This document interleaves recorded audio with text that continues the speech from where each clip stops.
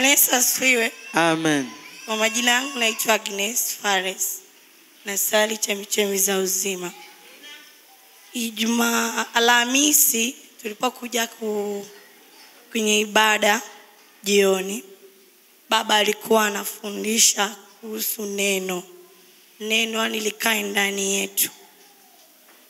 Sasa mimi hapa nilichoshika kwenye ile ibada ya Alhamisi ni kutembea na neno kwa ukili wa neno lako ambalo litokalo kwa nani? Kwa Mungu. Nilipotoka hapa jioni nyumbani, tumemaliza kula, nikalala kidogo. Baadaye nikaamka ili nianze kuomba. Nikasikia yani maeneo haya kama kitu yani kinanichoma kwa nguvu.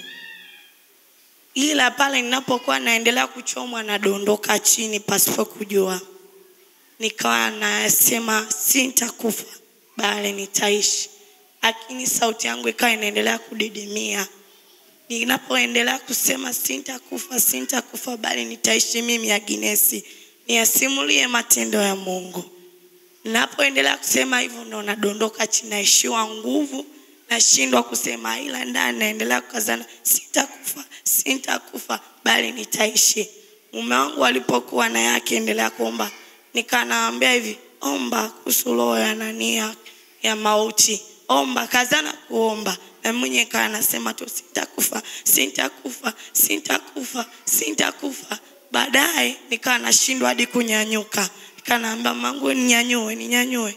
Akaninyanyua. Mimi nikawa naendelea kusema tu sitakufa bali nitaishi, nitavuka. Nikawa naendelea kusema tu hivyo.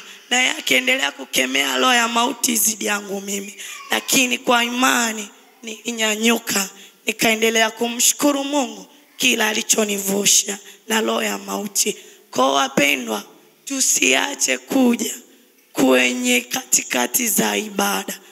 Kuna mafundisho mazuri na kuna neno zuri na kuna hata kama ukishika neno moja tu, hilo ndio litakalo kuokoa wewe.